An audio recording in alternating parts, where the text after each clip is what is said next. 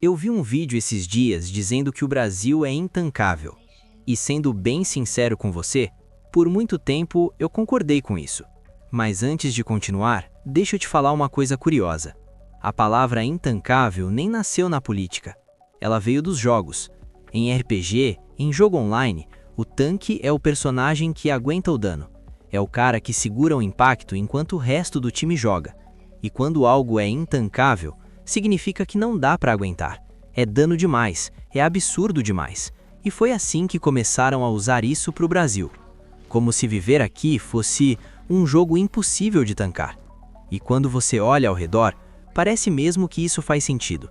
Gente estudando por anos, fazendo faculdade, se esforçando, e mesmo assim não consegue viver bem. Você vê desigualdade em todo lugar, você vê gente trabalhando muito e vivendo mal. E aí vem aquela sensação difícil de ignorar. Tem alguma coisa errada aqui. E quanto mais você observa, mais parece que o problema é o país inteiro.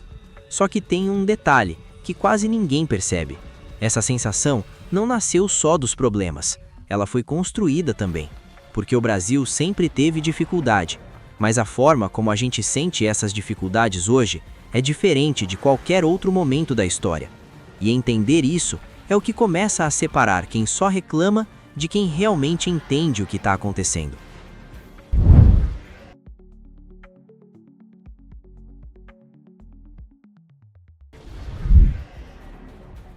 E não, isso não é loucura. Tem coisa errada mesmo. Quando você olha os dados, quando você olha a realidade, fica difícil fingir que está tudo bem. O Brasil é um dos países mais desiguais do mundo. A chance de alguém que nasce pobre conseguir subir de vida ainda é muito menor do que deveria ser. E aí, acontece uma coisa perigosa. As pessoas começam a perceber que o esforço nem sempre é recompensado. E isso quebra alguma coisa dentro delas. Porque o problema não é só trabalhar muito. É trabalhar muito e não ver saída. É estudar e não conseguir viver com dignidade. É fazer tudo certo e mesmo assim sentir que está sempre ficando para trás. E quando isso se repete, não só com você, mas com todo mundo ao seu redor, vira um sentimento coletivo, um cansaço que parece que nunca passa. E aí, o humor entra como defesa. O meme, a ironia, o rir para não chorar, o Brasil intancável. Porque é mais fácil transformar frustração em piada do que encarar o tamanho real do problema. Então não, você não está exagerando. Você não está pensando errado por se sentir assim. O erro começa depois disso, quando você tenta explicar essa sensação de um jeito simples demais. E é exatamente aí que muita gente se perde.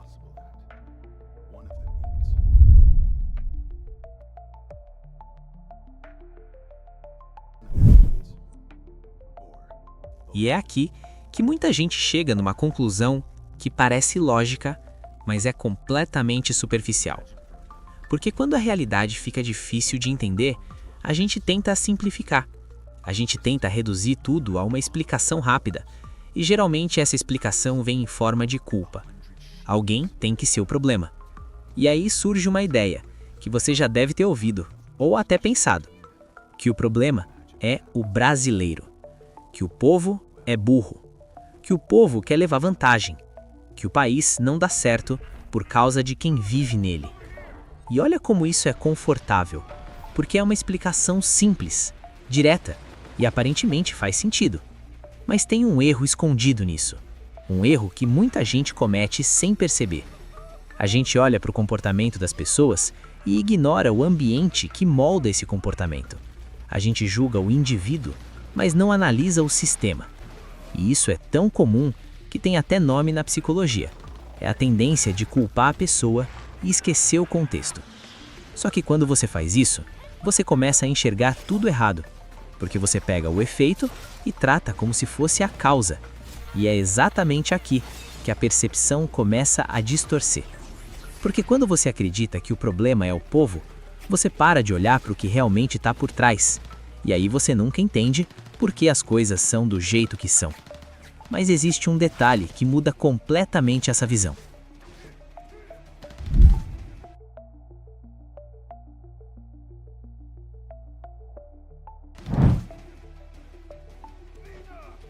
E quando essa ideia começa a se formar, ela geralmente vem acompanhada de algumas frases. Frases que você já ouviu 1000 vezes. O brasileiro é burro. O brasileiro só quer levar vantagem. O problema desse país é o povo. E quanto mais você escuta isso, mais isso começa a parecer verdade. Porque você começa a ver exemplos disso no dia a dia. Alguém furando fila, alguém tentando dar um jeitinho, alguém agindo de forma errada. E aí parece óbvio, tá vendo? O problema é o brasileiro. Só que aqui tem uma armadilha. Você está olhando para comportamentos isolados e transformando isso numa explicação geral. Você pega uma consequência e transforma em causa. E isso é muito mais comum do que parece. Porque quando a gente vive dentro de um problema, a gente tenta explicar ele com o que está mais visível. E o que está mais visível são as pessoas. Mas o que é visível nem sempre é o que explica. Na verdade, quase nunca é. Porque comportamento não surge do nada. Ele é moldado, influenciado, repetido dentro de um ambiente. E quando você ignora isso, você começa a culpar quem está dentro do sistema, em vez de entender o sistema em si. E é por isso que essa explicação parece fazer sentido, mas no fundo ela só simplifica algo que é muito mais profundo. Porque tem um detalhe que muda completamente essa conversa. E quando você entende isso, tudo começa a fazer mais sentido.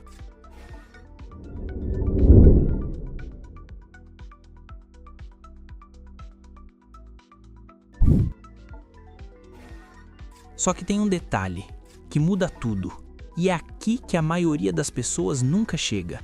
Você não está olhando para o problema, você está olhando para a consequência e tratando ela como causa. Pensa comigo, quando você vê alguém tentando levar vantagem, isso parece um defeito da pessoa. Mas e se isso for uma resposta ao ambiente? Quando você vê alguém desrespeitando regra, parece falta de caráter. Mas e se isso for reflexo de um sistema onde as regras não funcionam direito? Quando você vê alguém desistindo, parece preguiça. Mas e se isso for resultado de um jogo onde o esforço não garante resultado? Percebe o padrão? Você está olhando para o comportamento final, mas ignorando o que veio antes dele. E isso muda completamente a análise. Porque comportamento não nasce no vazio. Ele é moldado por incentivo, por oportunidade, por pressão, por necessidade. Se você coloca qualquer pessoa em um ambiente instável, injusto, sem previsibilidade, o comportamento começa a se adaptar a isso. Não porque a pessoa quer ser assim, mas porque ela está tentando funcionar dentro daquele cenário. E esse é o ponto que quebra toda aquela ideia simplista. Porque se o comportamento é consequência, então o problema não está na pessoa. O problema está no sistema que gera esse comportamento. E quando você entende isso, você para de culpar o sintoma e começa a enxergar a raiz. Só que tem mais uma coisa que deixa essa discussão ainda mais distorcida, porque além de olhar errado para dentro, a gente também olha errado para fora.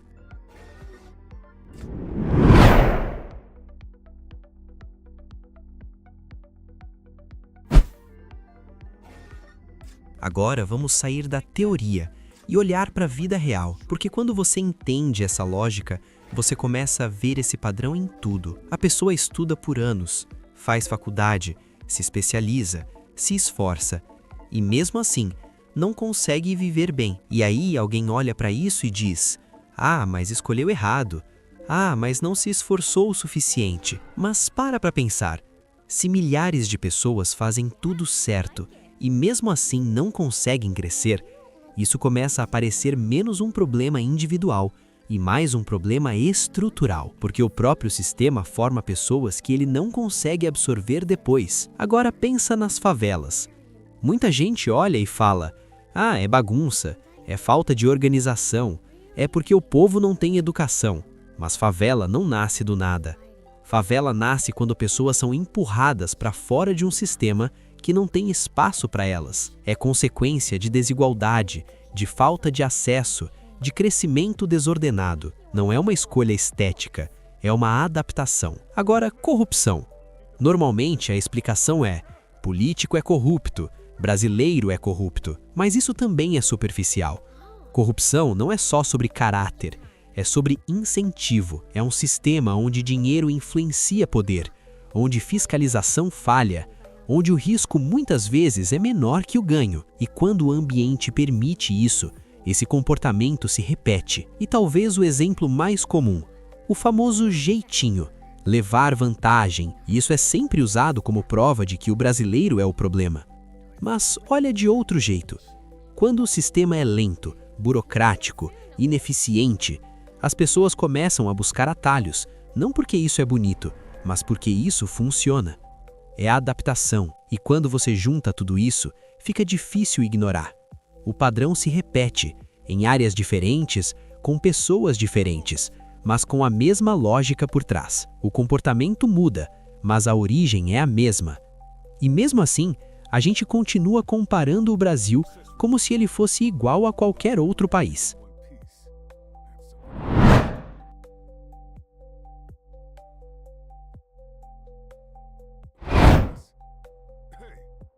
E aí entra outra armadilha, que quase todo mundo cai: a comparação. Porque depois de olhar para o Brasil, muita gente olha para fora e pensa: lá funciona, lá é organizado, lá o povo é diferente. Mas quase ninguém para fazer a pergunta mais importante: diferente como? Pega um exemplo comum: Dinamarca. Sempre aparece como modelo. Educação boa, qualidade de vida alta, baixa desigualdade. E aí vem a comparação automática. Tá vendo? Lá dá certo, aqui não. Só que essa comparação ignora uma coisa básica: a história. A Dinamarca é um país pequeno, com uma população muito menor, com estabilidade política há muito tempo, com riqueza acumulada por gerações. Agora compara isso com o Brasil, um país gigante, com desigualdade histórica profunda, com formação social completamente diferente. Não são pontos de partida iguais. E isso fica ainda mais claro quando você olha para a história. Muitos países que hoje são considerados exemplo não chegaram lá do nada. Eles cresceram explorando outros, acumulando riqueza fora, se beneficiando de estruturas globais que favoreceram eles por muito tempo. Enquanto isso, países como o Brasil foram explorados, tiveram desenvolvimento desigual desde o início, foram inseridos no sistema global de forma completamente diferente. E isso deixa marcas que não desaparecem em uma geração. E mesmo quando você pega os modelos modernos, a história não é tão perfeita assim. Estados Unidos, por exemplo, uma das maiores economias do mundo, mas também uma das maiores populações carcerárias, crise de drogas em várias regiões, crescimento de moradores de rua, desigualdade aumentando. Ou seja, não existe paraíso. E aí você começa a perceber uma coisa: a gente compara o Brasil com versões simplificadas de outros países. A gente vê o resultado, mas não vê o processo. E isso cria uma ilusão. A ilusão de que lá fora funciona, e aqui não.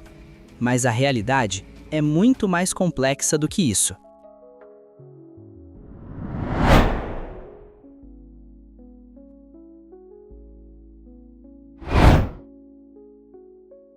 E aí você começa a perceber uma coisa.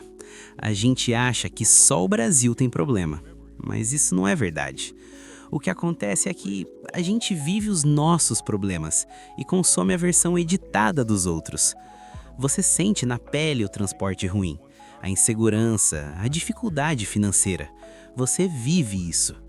Agora, quando você olha para fora, você não vive, você assiste. Você vê vídeo, você vê foto, você vê relato. E quase sempre é a melhor parte. É a rua organizada, é o salário alto, é a qualidade de vida. Mas você não vê o bastidor. Você não vê a solidão de quem mora fora. Você não vê o custo emocional. Você não vê os problemas que não viralizam.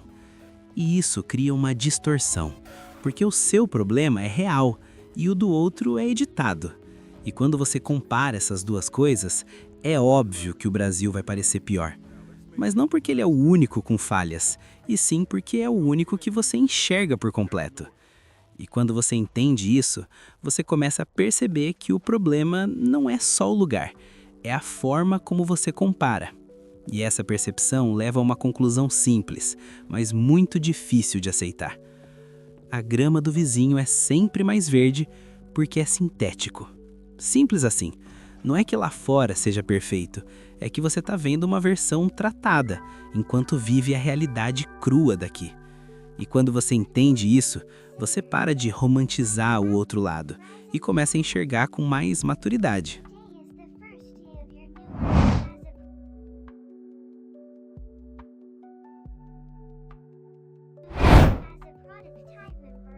Agora, vou deixar uma coisa bem clara. Isso não é passar pano pro Brasil. Tem problema pra caramba mesmo. Desigualdade é real, corrupção é real, dificuldade pra crescer é real. Ignorar isso seria tão superficial quanto culpar o povo. Mas também não dá pra cair no outro extremo, que é essa ideia rasa de que o problema é o brasileiro. Porque isso não explica nada. Isso só parece explicação. E quando você aceita esse tipo de resposta, você para de questionar o que realmente importa. Você para de investigar. Você para de entender. E no fim, você só repete. Repete discurso, repete frustração, repete a mesma visão limitada, sem nunca sair do lugar. E talvez esse seja o maior problema de todos. Não é só a dificuldade do país, é a superficialidade com que a gente tenta explicar ela. E isso leva a uma consequência perigosa, porque no final das contas, tudo se resume a isso. Quando você culpa as pessoas, você para de entender o sistema. E quando você não entende o sistema, você nunca muda nada. Você fica preso na superfície, reagindo, reclamando, se frustrando, mas sem nunca chegar na raiz do problema. E isso é perigoso, porque te dá a sensação de que você entendeu, quando na verdade você só simplificou. E simplificar demais é uma das formas mais fáceis de se enganar, porque o mundo real não é simples, e países muito menos. O Brasil não é um país fácil de entender, mas também não é um país impossível. O problema não é o Brasil ser intancável, é a forma superficial que te ensinaram a enxergar ele. E quando você começa a enxergar além do óbvio, você para de só reclamar e começa a realmente entender. Se esse vídeo fez sentido para você, comenta aqui o que você acha. Você já teve essa sensação de que o problema era o país inteiro? Ou isso mudou para você agora? Quero entender como você enxerga isso. E se você gosta desse tipo de conteúdo, se inscreve, porque é exatamente isso que eu faço aqui. Não é só opinião, é tentar entender o que está por trás das coisas. E tem mais uma coisa que conecta diretamente com isso. Aproveita que vai aparecer um vídeo aqui na tela, onde eu explico por que parece que você trabalha e mesmo assim não sai do lugar. Se esse aqui fez sentido, esse outro vai abrir ainda mais a sua cabeça. Unable to carry out order.